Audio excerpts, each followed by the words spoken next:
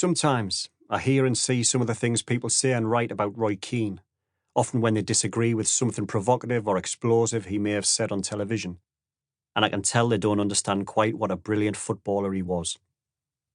When Manchester United dominated English football through the 1990s and 2000s, Keane was their captain, the driving force behind so many unforgettable triumphs.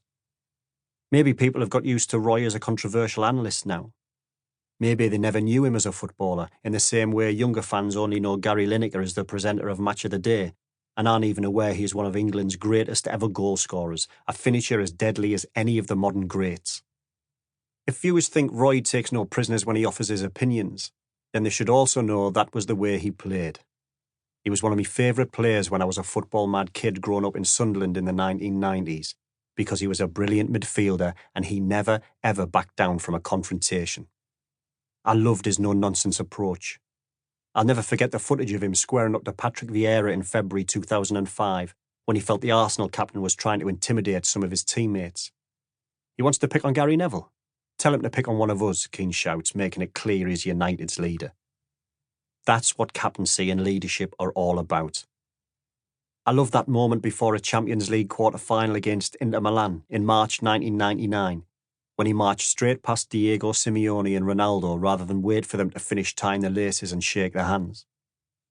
Roy arrived at Sunderland, where I had been rising up through the age group teams at the Academy of Light since the age of 6, in the August of 2006.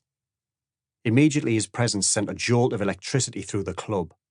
Sunderland had been relegated to the Championship at the end of the previous season, and even though it was Roy's first job in management, he soon revived the club and set it on course for a return to the top flight. He got the team playing good football again and restored a sense of discipline and pride in the players. He did not suffer fools. There was one famous incident in March 2007 when a few of the lads were late for the team bus to Barnsley one afternoon. So Roy told the driver to leave without them. I was 16 when Roy got the Sunderland job and was as obsessed with football as I'd ever been. It was all that had ever mattered to me for as long as I could remember, really. It was everything.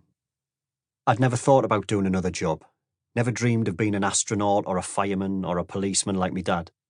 No other career appealed. All I wanted to be was a footballer, and nothing was going to stop me. I grew up in an area of Sunderland called East Harrington, and I played for a local kids team called Fulwell Juniors, who were based in a different part of Wearside, 7 miles from me home across the river. They were worth playing for, though, because they entered more tournaments than any other teams, had a great reputation and a great record. It meant more driving for me dad, mind. I saw recently that the guy who was the manager of our team has a copy of the Shields Gazette dated 13th of July 1999, and there's an article in it that lists our achievements. We went 60 games unbeaten to win the league and cup, scoring 150 goals along the way. The article says, Michael McKeown and Jordan Henderson shared the league's Player of the Season award, and Sean Turnbull was voted top manager. And it goes on to say that Fulwell added the Wansbeck tournament, the Whitburn tournament, the Umbro tournament, my dad still has that trophy at home, and the Darlington Crest tournament to our titles before travelling to Ireland, where we beat a junior side from the famous Home Farm club.